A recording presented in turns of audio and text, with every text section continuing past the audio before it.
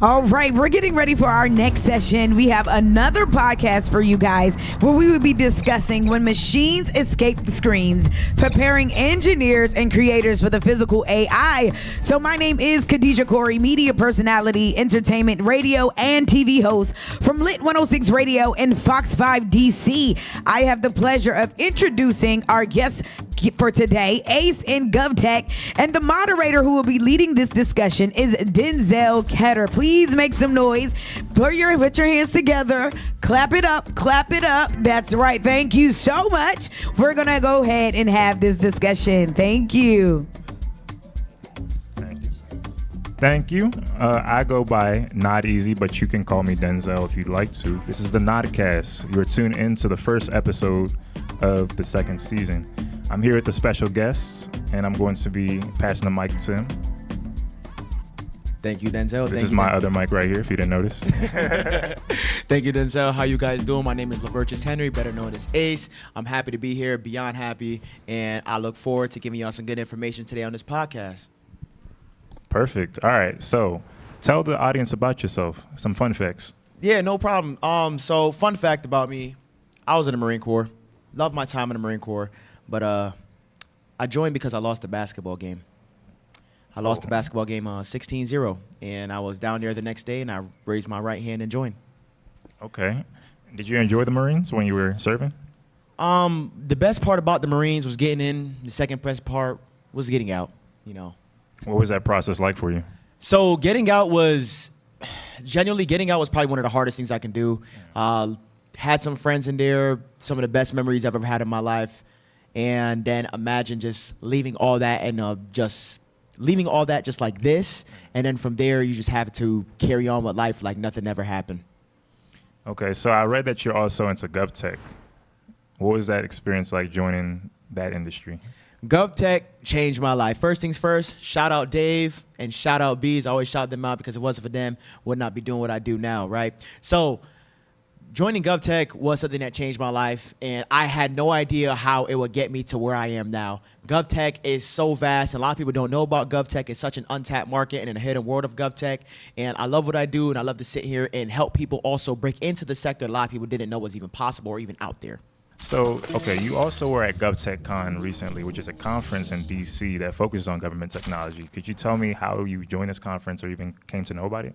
Yeah, so Bees, shout out Bees, one of my good friends. She actually had me last year as I was a speaker last year and a speaker the year beforehand talking about GovTech. Not this past year, but the prior year, I actually won an award for the Rising Star, helping people get into GovTech, becoming a significant figure within the industry. And then the following year, this past year, one of my best friends, Asa, she won it. And I really love the conference. It really helps a lot of people, and it's a really good place to network, especially being in the government sector. Absolutely. What are some of the areas that you can focus on in GovTech? I know there's some people who might be curious about the technology type of problems that they're working on. What are some things that you can give the audience? So GovTech is just tech in the government sector. So whatever you think is in the private sector, you know, your AI, your cloud, DevOps, software engineering, identity and access management, that's also in GovTech. It's just the process to get those roles are a lot different since a lot of them require a security clearance of some sort. That security clearance, man, I know it's clutch. Hey. Could you tell the audience about that process too? So I can't say too much. What I can say is if you go on TikTok, look at a couple of Simone Beast's videos or a couple of my videos, we kind of give you a little brief rundown. For sure. Yeah, Simone Beast is the MVP. Man, listen, shout out Simone. I'm going to say it every single real time. MVP. Literally, shout out Simone. You know, getting a clearance is not an easy process. You can Google a lot of the stuff. I can't really say too much. All I'm going to say is really this. Having a clean record really does help out. But what I do tell people is this. A lot of people can get clearances. I know people who are felons, got their clearance, lost their clearance, and got it back again. Now, please try not to do anything obscure, but nevertheless, a lot of people can get clearances. But what makes clearances so much more valuable is less than 1% of Americans even have a security clearance of some sort. That is true. And it's also a great salary booster. So if you're looking to make extra money, I would definitely recommend having that as well. Okay, so without a security clearance, can you still work in GovTech? Yes, there's actually roles so GovTech is split in two different parts. You have the federal side, which is, your CIA, your FBI's, NSA's, things of that nature. There's over 400 different government agencies. And then you have the government contractor side. You have your big boys like you have your Northrop Grumman, you have your Lockheed Martin, your L3 Harris's. There are roles in GovTech that don't require security clearance. Some of them don't require security clearance at all, but you'll still end up doing some form of government work. Absolutely. Okay, so tell the audience a little bit more about the conference that we're currently at. We're at Techsgiving. This is a special edition of the Nodcast where I'm going to be hosting. So if you guys are not familiar with this environment, that's where I'm currently at, and that's how I'm able to talk to my guests. So tell the audience about that a little bit more. Techsgiving has been amazing, to say the least. Techsgiving arguably is probably one of the best conferences I've ever been to, especially this year. It's being hosted at the National Park. I've never been here before. This is really cool to see the background. I would never be able to see. So shout out Techsgiving. First of all, thank you for having me, and thank you, Denzel, for even having me on the podcast, because guess what? If I wasn't at Techsgiving, I wouldn't be here on the podcast right now. And shout out to the organizers, Femi and Ayo. Facts. Appreciate y'all putting this on. So this is actually the 4th year that I've come to Techsgiving, and it's gotten bigger and better each year, man. Like when they first started, it was at the Gathering Spot. Now it's at the National Stadium. They're just doing their thing. They're in their bag. Facts. Shout out to Techsgiving. Shout out to the organizers. Again, thank y'all. Bottom of my heart. All right. So tell us a little bit more about your suit, man, because right now you're dressed to the nines, and I am a little bit jealous. Let me show y'all something real quick. All right. So, if you could zoom in a little bit, just zoom in, right? A little bit about the suit. It's a little double-breasted royal blue suit. I have the pins of the ace on the side, but if you look too close, you might see the ring. You can't miss the ring. I love the suit. Anytime I go to a tech conference, I have to have a new suit. I had a double-breasted pinstripe black and white suit yesterday with a white tie. You just gotta dress to impress. You never know who you're gonna meet. You never know who you're gonna meet at these places. And if you can never overdress at a tech conference. You can never overdress. You can't. And the better you dress, the more impressions you're going to get, more friends, connections you can possibly get as well. Tell them about your lapels that you have on there. Yeah. So like, what are those for? So actually, it's actually playing cards, right? So ace of diamonds, ace of hearts, ace of spades, and ace of clubs. And you also have a ring. If you could zoom in on the ring, the ring is actually an ace in itself. It's a set of playing cards as well, and also in my right breast pocket. I stand correct, in my left breast pocket. Somebody actually made this for me, and it was crazy because they gave this to me. They made a metal card of an ace. Wow. Yeah, it's a metal card of an ace with a spade, and I cherish it to this day. That's amazing. So what are the aces for? Is that like a nickname or what? Yeah, it is my nickname. Actually, I was playing Rainbow Six Siege one day, and if you ever played Rainbow, you get an ace. You wipe out the 5 people. I played it, and I was like, this is a pretty cool name, and I adopted it. Did you earn that in the Marines? No. Before the Marines? Well, while in, yes, I played Rainbow Six Siege, so then I took the name, and I was like, this is pretty cool. Oh, okay. So Ace is like a childhood nickname then? Nah, this is the Marine Corps. I was like 19 to 20, and then I was like, hey, this is a nice name. Because people have a hard time pronouncing my first name. My first name is Laverchus. Ah, that makes sense. It does until you look at the spelling, and it doesn't make sense anymore. I'm trying to tell you this. So why not do something similar to Laverchus? Because if you look at my first name, and you look at it's spelled Lovethus. Mm-hmm. It's pronounced Laverchus. If you think about it too hard, you're going to think there's a lot of missing letters. There's no R, there's no A, there's a whole bunch of stuff that doesn't make sense. So I said, let me go by Ace. I don't even go by my first name anymore. These people at work know me by Henry. I don't even go by my first name no more. Henry? That's very random. It's my last name. I got like 4 first names. I can't lie to my whole name. Are you African by any chance? Jamaican. Okay. It's all making sense now. Yeah, man. So I actually mentioned my nickname a little bit earlier. I go by the nickname Nod Easy, right? And that's where the whole name comes from with the Nodcast. So about that nickname, I got it from a childhood friend who was also in the military. And it was because they introduced me to making music. When I started making music, they were like, your music is really easy to nod to. So easy, nod easy. That's hard. And I just kept on going with it ever since. Shout out to all my people in the military, man. And if you're watching this and you want to join, go talk to me. Okay, this is not an Army recruitment commercial. We're not going to do that. I'm not endorsing you to join type of military unit. I'm not endorsing it either. Yeah.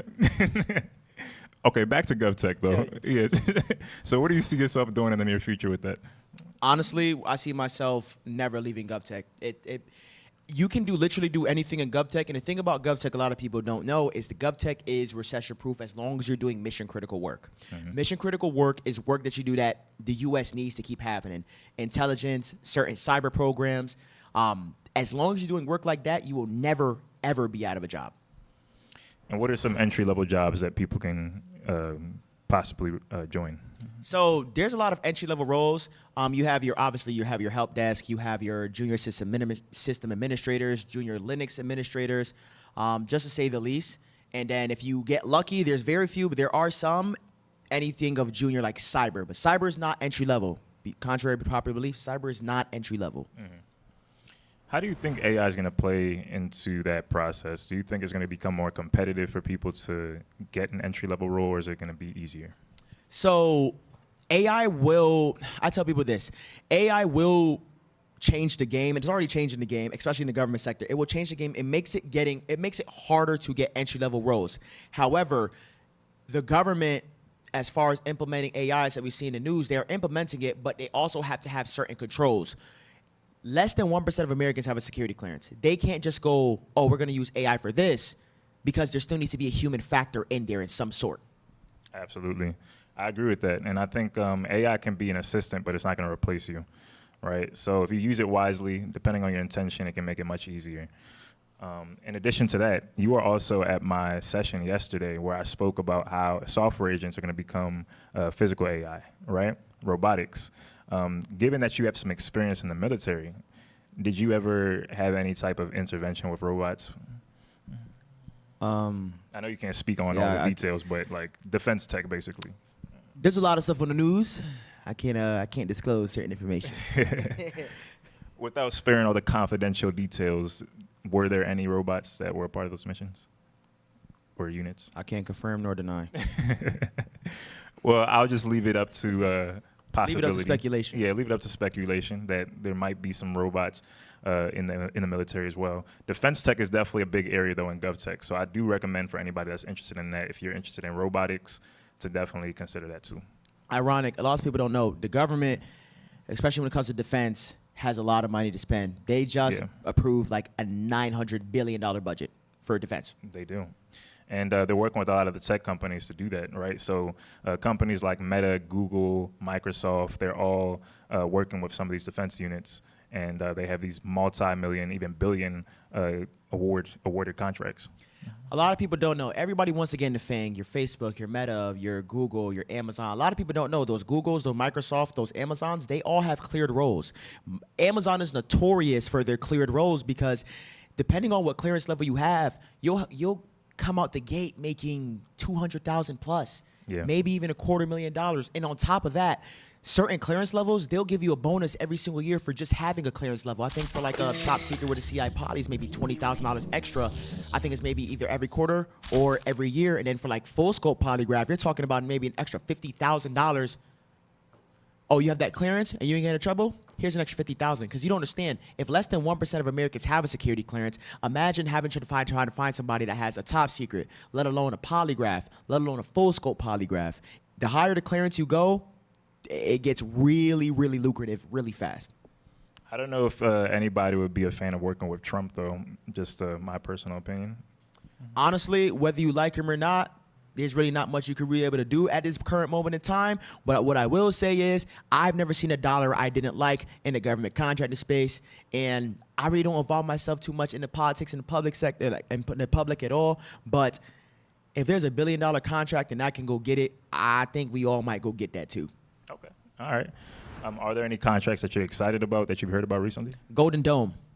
The Golden Dome contract. The Golden Dome contract is I'm not sure too much. I don't want to give any wrong information, but the Golden Dome contract is going to feed generations and generations to come. Okay. So the Golden Dome, that sounds like defense. Is it DOD?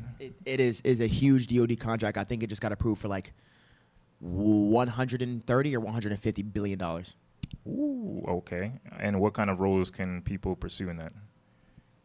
Literally anything. I mean, like all the top defense contracting companies are going to be over there, and even the small contracting companies, because everybody wants a piece of the Golden Dome. I can't tell you too much because I don't know too much specifics, but I've been following it for a little bit, and it's going to feed my kids as kids. What was the motivation behind that contract? So I know that that's a lot of money that you're pouring into it, but what's the whole mission or goal for it? If I'm not mistaken, correct me if I'm wrong, but I think the Golden Dome is more so to protect the United States at pretty much every point, whether it's like missile defenses or things of that nature, to make sure that we're all protected across the entire United States itself. So from places like Florida, places like Texas, Colorado, California, just making sure the entire United States is protected entirely. Got you. Yeah, national security is definitely a big requirement in the country. Geopolitics, how do you think that's going to play a role into technology right now? I know that China is like a big competitor in that space. Do you think that we're advancing technology enough for us to compete with other countries? I think we're definitely advancing technology a lot faster than people realize. Hence, like, look at AI. They're already AI is reducing the amount of jobs because we all see what AI is doing. It's getting better and better. As far as geopolitics goes, it's definitely a race. It's definitely a race. In my opinion, I don't know if we're winning that race. I personally don't think we're winning that race too much. But again, I'm only speaking from my perspective. I don't know what's in the background. But what I can say is I don't believe the U.S. is as far as behind as people make it seem. No, they're not. But it's just things we will never see to the public. I agree with that. Yeah, there's a lot of things that are a lot of moving pieces, but I think China right now might be winning just by a smidge. Yes, little smidge, and that can change at any given moment too. It could change tomorrow. Do you think that it's possible that we would have a World War III in this lifetime? And what might that look like? Would it be combat or would it just be intelligence? Honestly, in my opinion, if we had World War III, I think it will be a landscape we've never seen before. Like, I think it's not going to be person to person. It's going to be cyber attacks, and it's going to be drones. Okay. So a lot of smart technology, autonomous technologies.